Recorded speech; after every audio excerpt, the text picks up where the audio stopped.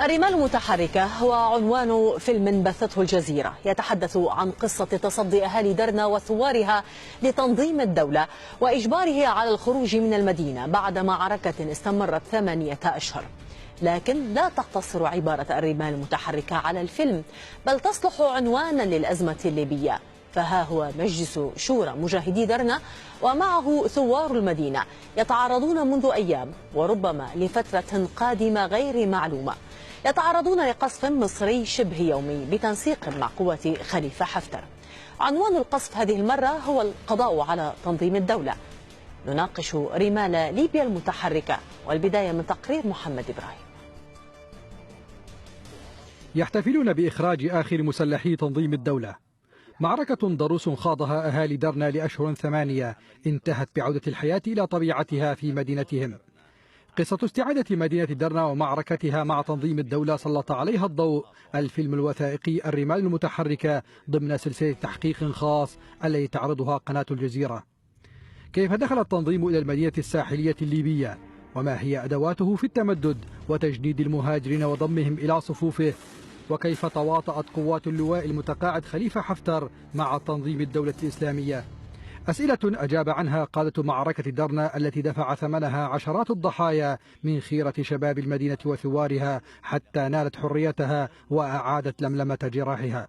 يتضمن الفيلم شهادات منذ بدء ظهور التنظيم بعد ثورة 17 من فبراير في ليبيا إلى سيطرته الكاملة على المدينة عام 2015.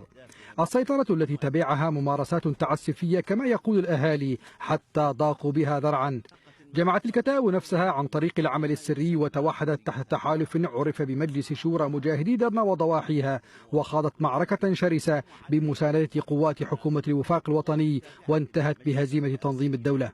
كان لفصول استعادة المدينة التي يرويها الفيلم وجوه عديدة، لكن أبرزها وجه العلاقة بين تنظيم الدولة وقوات حفتر بعد أن سهلت وساعدت التنظيم في المعارك كما يروي قادة الثورة في المدينة. في الوقت، وأؤكد هذا، هناك أكثر من 22 داعشي هربوا من مدينة درنا، هم الآن موجودين ويسرحون ويمرحون في المدن والمناطق المسيطر عليها من قبل الكرامة، وهذا موجود عندي بالدليل وبالأسماء. خرج عناصر التنظيم بقافلة مؤلفة من 70 عربة وعلى متنها عشرات العناصر نحو سرت، ومن أمام قاعدة جوية لقوات حفتر، لا بل تزودت العربات بالوقود دون أن يعكر صفوها أحد. لم يحصل على ذلك الأمان ثوار مدينة درنا خلال المعارك مع التنظيم، فقد حاصرتهم قوات حفتر بل ودعمت تنظيم الدولة بمعارك جانبية. ليس الأمر كذلك فحسب، فطائرات حفتر ظلت تراقب المعارك لشهور، وما إن خرج التنظيم بأمان من أمامهم حتى بدأت القصف على مناطق سكنية في درنا. وكل من يدعي ويقول إننا حاربنا داعش أقول له لقد كذبت، والله لم تقاتل داعش يوما. تحصل قوات الكرامة على ثغرة ومعبر من جهة محور الأرديم، يعني هرب التنظيم من تلك المنطقة من أمام أعين قوات الكرامة وهي تشاهده. لماذا تقصف درنا من قبل قوات حفتر بعد خروج تنظيم الدولة؟ ولماذا يعود قصفها من قبل الطيران المصري بعد أن بدأت الحياة تدب في مفاصلها؟ أسئلة لا يجيب عنها شعار عريض ترفعه أطراف كثيرة، وهو الحرب على تنظيم الدولة، وإنما حسابات سياسية يدفع ثمنها أهالي المدينة الليبية. وينضم إلينا من طرابلس عبد الحميد الحصادي رئيس تجمع أهالي ونشطاء درنا في طرابلس، ومن اسطنبول الباحث والمحلل السياسي الليبي وليد رتيمة. سيد عبد الحميد، لماذا أفسحت قوات خليفة حفتر المجال أمام مقاتلي تنظيم الدولة الإسلامية للفرار من درنا في وقت كانت المعارك ضدهم على أشدها حسب ما أظهر وثائق الرمال المتحركة وشهادات عدد من المشقين من قوات حفتر مؤخرا؟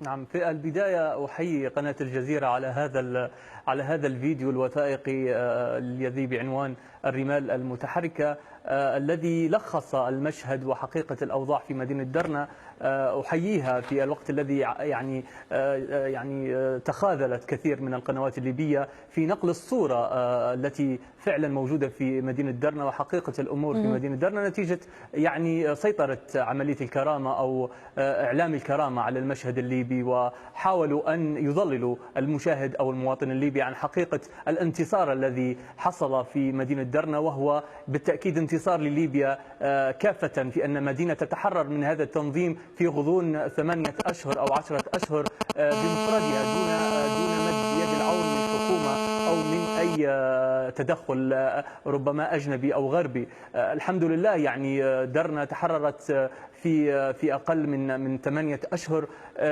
في الوقت الذي كانت تحاصر من قبل تنظيم الدولة ومن مواقع معينة، وأيضا تحاصر من الخارج من عملية الكرامة أو من عملية عمر المختار التي هي تتبع يعني اللواء المتقاعد خليفة حفتر الذي يحاصر المدينة، وكان يضرب الثوار ويضرب يعني مقاتلين مجلس شورى مجاهدي درنا وأهالي المدينة من الخلف في ظهورهم. للأسف كانت المدينة تحارب يعني ثالوث الشر كما وصف في فترة الحرب على داعش. كانت هناك جبهة مع تنظيم الدولة، وهناك جبهة مع حفتر، وهناك جبهة أيضا بالطيران المصري الذي عانت منه مدينة درنا عندما يعني قتل الأقباط في مدينة سرت. عقبت المدينة بضرب مدينة درنا، وكأن الأقباط ذبحوا داخل المدينة. يعني لا أعلم السيسي هل لديه قصر نظر أو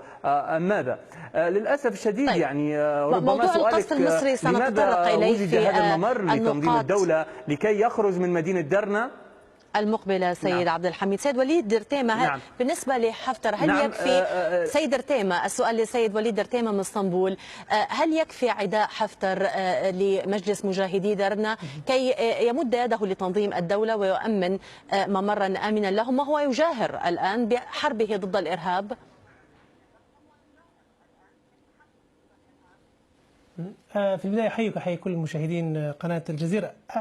حفتر يحمل مشروع للسيطرة على السلطة بدعم من إقليمي معروف أصبح الآن، وخاصة من محور مصر الإمارات، وهو يستعمل في ذلك كل شيء، وخاصة وأن تنظيم الدولة في أحد تركيباته أو في أحد أوجهه هو ذلك الاختراق المخابراتي، وإلا كيف استطاع تنظيم الدولة أن يقطع حوالي 1000 كيلومتر من أقصى الشرق الليبي إلى مدينة سرت دون أن يتعرض حتى لرصاصة واحدة في مناطق تعد لنفوذ حفتر. أيضا هناك نقطة أخرى، وهي أن وجاءت حتى في شهادة السفيرة الأمريكية السابقة لليبيا ديبورا جونز بأن حفتر هو لا يحارب داعش. في الحقيقة حفتر يستعمل داعش شعارا له في اجترار عملية الحرب وفي التهرب من الحلول السلمية. بمعنى حفتر دائما ما يلجأ إلى حجة الحرب على التنظيمات المتطرفة بتهربه من التزاماته في الانخراط في أي عملية سياسية أو سلمية واستمراره في الحرب.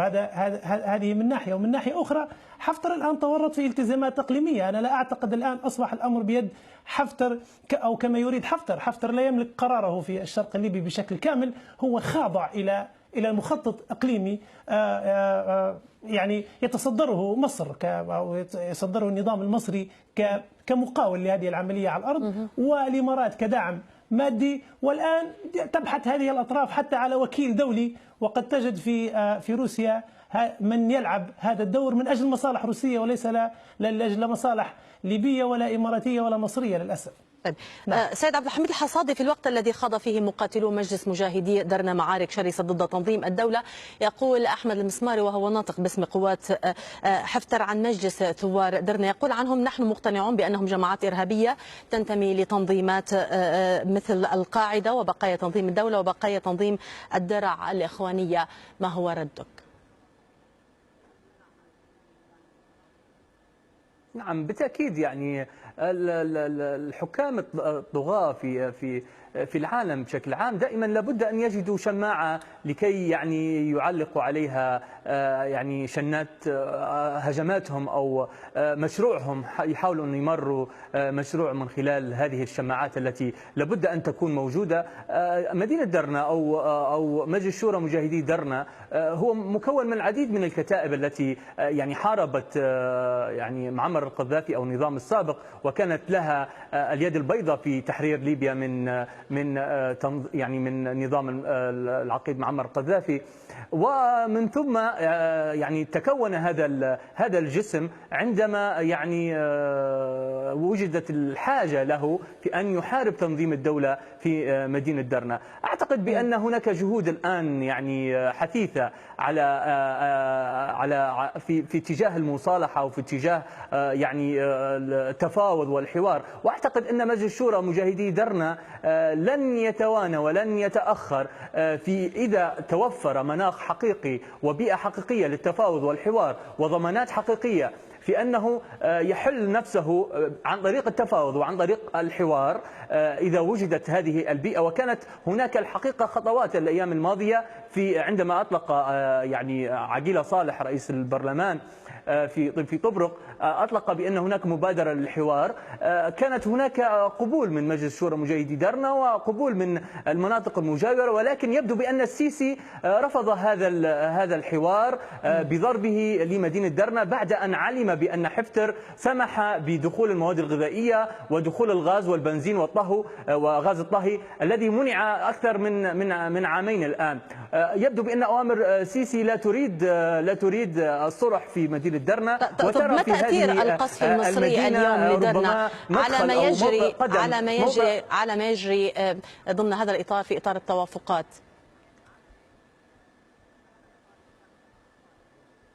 نعم، للأسف الشديد هم لم يسمحوا لهذه الاتفاقات أو المناخ الذي توفر اليومين الماضيين بأن يعني يكلل بالنجاح وأن تفتح فعلا الممرات ويرفع الحصار، رغم أن في كتاب رسمي من حفتر بدخول المواد وبدخول ورفع الحصار عن مدينة درنا. ولكن نتفاجأ من غرفة عمليات عمر المختار بأن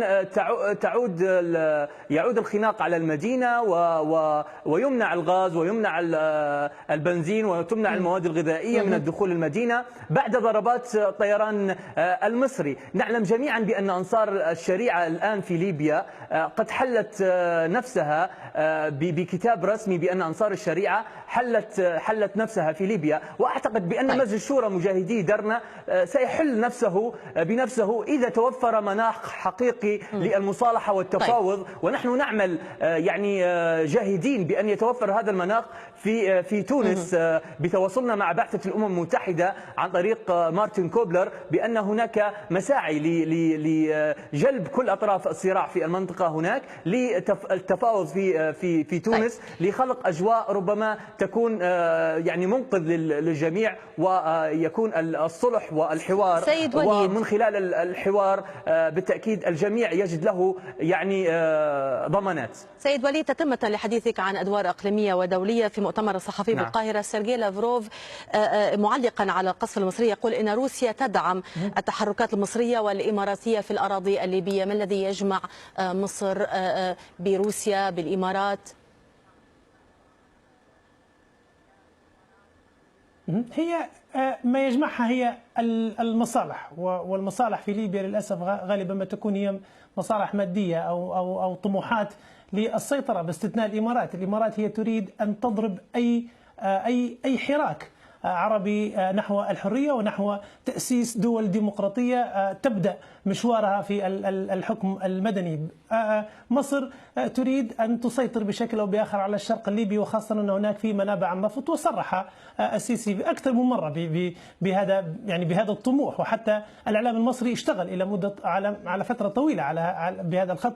أما بالنسبة إلى روسيا تريد شيئين في تقديري. روسيا تعتقد بأن إثارة أو استمرار عملية النزاع في ليبيا هي كرت دولي بالنسبة لها تضغط فيه على القوى الإقليمية، والاتحاد الأوروبي والولايات المتحدة في ملفات أكبر كالملف السوري والنفوذ الروسي في أوروبا. هذا من ناحية. أعتقد هذا ما يجمع هذه المصالح. أيضا روسيا وقعت صفقات مع نظام القذافي قبل ثورة 17 فبراير بحوالي 10 مليار يورو. أعتقد أن روسيا ترى في طرف حفتر قد يؤمن لها مستقبل. طيب حفتر كيف استطاع الحفاظ على التنسيق مع هذه الدول؟ كيف تتصرف ضد الشرعية الدولية؟ كيف استطاع حفتر الحفاظ على التنسيق مع الولايات المتحدة ودول أوروبية مثل فرنسا وبريطانيا، وأيضا التنسيق مع تنظيم الدولة وتأمين ممرات أمنة له للخروج من درنا وتوجه كل هذه المسافات نحو سرت؟ مرة أخرى هي المصالح. هناك أيضا مصالح غربية في الشرق الليبي، وحفتر متنفذ في الشرق الليبي وقد يمثل بوابة للنقاش هناك. ولكن المشهد الليبي بتداخلات المصالح الدولية والإقليمية فيه دائما ما يجعل من العنف هو الخيار الأول لدى جميع أطراف الأزمة الليبية، وهذا للأسف ما يواتي الدور الإقليمي، خاصة أن الإمارات وللأسف الشديد يعني الإمارات دائما ما تسعى إلى أن يكون العنف هو الخيار الأول في حل الأزمات في ليبيا، وتسعى دائما إلى ضرب أي قوة مدنية تسعى إلى إرساء دولة ديمقراطية ويعني تنعم بنوع من الحرية للأسف الشديد. أريد أن أعرج على نقطة مهمة أعتقد أنا آسفة ولكن انتهى وقت الحصاد. ربما الجماعات الإرهابية يجب أن يخضع فرصة أخرى، آسفة مقاطعة، ولكن انتهى وقتنا. الباحث المحلل السياسي الليبي وليد رتيمة من اسطنبول، وعبد الحميد حصاد رئيس تجمع أهالي ونشطاء درنا في طرابلس. شكرا جزيلا لكما ضيفينا الكريمين. بهذا نصل إلى نهاية الحصاد، إلى اللقاء.